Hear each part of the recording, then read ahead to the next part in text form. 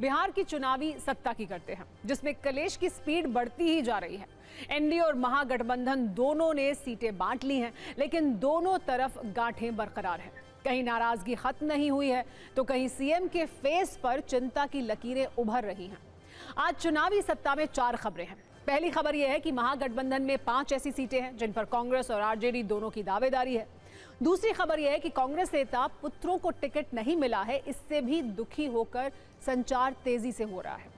तीसरी खबर यह है कि आज नीतीश कुमार और अमित शाह की मुलाकात हुई। एक रैली में अमित शाह ने कहा कि हम बिहार में नीतीश कुमार जी के नेतृत्व में लड़ रहे हैं। चौथी खबर यह है कि चिराग पासवान की पार्टी जो 29 सीटें उसको दी गई हैं, उनमें से 26 पर पिछले चुनाव में एनडीए हार गया था। बिहार चुनाव के लिए आज पहले चरण के नामांकन का आखिरी दिन था। कई ऐसे लोगों ने नामांकन किया जो कुछ घंटे और कुछ दिन पहले ही नेता बने हैं और अब विधायक बनना चाहते हैं। ऐसे लोगों में भोजपुरी सुपरस्टार खेसारी लाल यादव की काफी चर्चा रही। उन्होंने छपरा से आरजेडी के सिंबल पर नामांकन किया। इस दौरान उनके साथ समर्थकों की भारी भीड़ थी।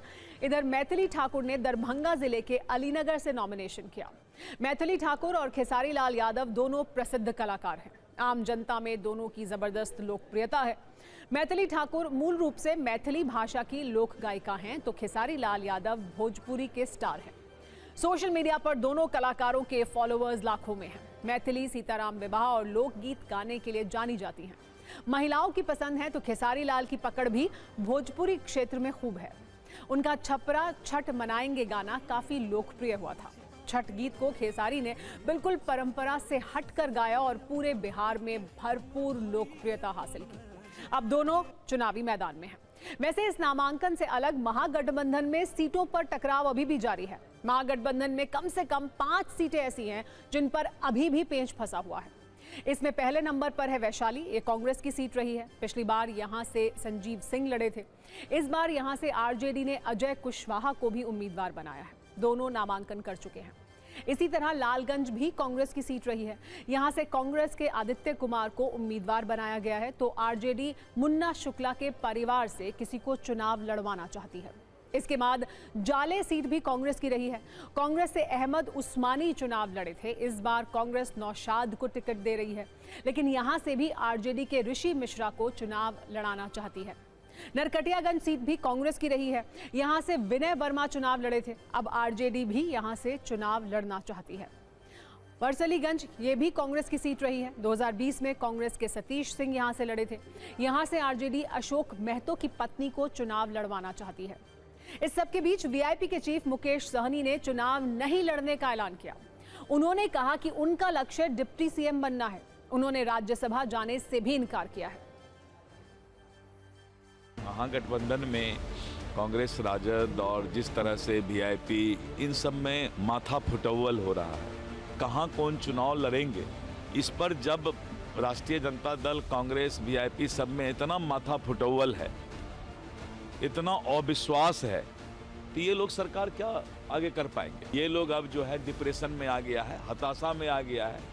इसी तरह लड़ते मरते जाएगा और कुछ नहीं करेगा। जहाँ तक विपक्ष की बात है, आप सब देख रहे हैं, अंतिम दिन भी आज कौन कितना लड़ेगा, कहाँ लड़ेगा, आज तय नहीं है, क्योंकि उनका एजेंडा बिहार का कल्याण करना है ही नहीं। लोग देख रहे हैं कि रात में कोई सिंबल लेके जाता है, फिर दूसरा से सिंबल छीन लेता है।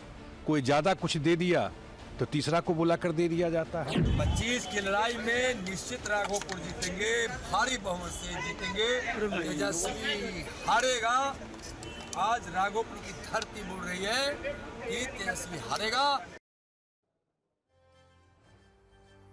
तो मामला सिर्फ आरजेडी और कांग्रेस के बीच नहीं फंसा है, बल्कि कांग्रेस के अंदर भी काफी लड़ाई हो रही है। कई नेता दुखी हैं। कांग्रेस में नेता पुत्रों और पुत्रियों को इस बार टिकट से दूर कर दिया गया है। पूर्व लोकसभा अध्यक्ष मीरा कुमार के बेटे को टिकट नहीं दिया गया। पूर्व केंद्रीय मंत्री शकील अहमद के बेटे को टिकट नहीं मिला है। पूर्व प्रदेश अध्यक्ष और एमएलसी मदन मोहन झा के बेटे को टिकट नहीं मिला। अवधेश कुमार सिंह अपने बेटे के लिए टिकट मांग रहे थे, लेकिन बेटे की जगह अवधेश सिंह को ही टिकट दिया गया। 4 बार के विधायक अजीत शर्मा अपनी फिल्म अभिनेत्री बेटी नेहा शर्मा के लिए टिकट चाहते थे, लेकिन पार्टी ने अजीत शर्मा को ही उम्मीदवार बनाया। सांसद और पूर्व प्रदेश अध्यक्ष अखिलेश प्रसाद सिंह के बेटे के लिए कुर्था से टिकट मांग रहे थे, लेकिन सीट अभी भी गठबंधन में उलझी हुई है। तारिक अनवर को आपने सुना ही है, वो कह रहे थे कि टिकट बंटवारे में भेदभाव होना सही नहीं है। उन्होंने एक सोशल मीडिया पोस्ट भी किया, ये लिखा कि पूर्व विधायक गजानंद शाही उर्फ मुन्ना शाही पिछले विधानसभा चुनाव में मात्र 113 मतों से पराजित हुए थे। इस बार उनकी टिकट काट दी गई है। वहीं जो उम्मीदवार पिछले चुनाव में 30,000 से अधिक मतों से हार चुके थे, उन्हें एक बार फिर से मौका दिया गया है। शरद यादव के पुत्र शांतनु यादव भी टिकट कटने से नाराज हैं। उन्होंने लिखा है कि मेरे खिलाफ षड्यंत्र हुआ, समाजवाद की हार हुई। उनकी बहन ने सुभाषिनी शरद यादव ने सोशल मीडिया पर यह लिखा कि जो अपने खून के नहीं हुए वो दूसरों के क्या होंगे।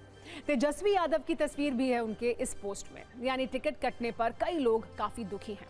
दिवाली से पहले टिकट कटने वाले नेताओं के बीच ये दुख काफी बढ़ता जा रहा है। मुन्ना शाही जी का सवाल है, मात्र 113 वोटों से इनको हराया गया था और इस बार उनकी टिकट काट दी गई है। जहां दूसरी तरफ ये देखा गया, इस पूरी जो सूची पब्लिश हुई अभी तक, कि इसमें जो 28,000 से 30,000 से 32,000 से हारे हुए लोग हैं, उनको दोबारा मौका दिया गया है इस चुनाव में। तो ये भेदभाव क्यों? जब मेरे पिताजी अस्वस्थ हुए थे तो उन्होंने इच्छा जताई कि मेरा बेटे शांतनु हमारी विरासत को आगे बढ़ाएंगे, तो उन्होंने ये पहला स्टेप था आरजेडी में विलय करने का। वो चाहते थे कि पूरे देश में एक विपक्ष एक साथ आ जाए। लोकसभा से पहले लालू जी और तेजस्वी जी बोले कि देखिए शांतनु, लोकसभा नहीं आप विधानसभा में तैयारी करिए। जो है हमको ना किसी का करके किसी और का दे दिया। राजनीति में हम लोग झाल बजाने नहीं आए हैं, हमको भी जो अपने पिताजी का नाम आगे बढ़ाना है।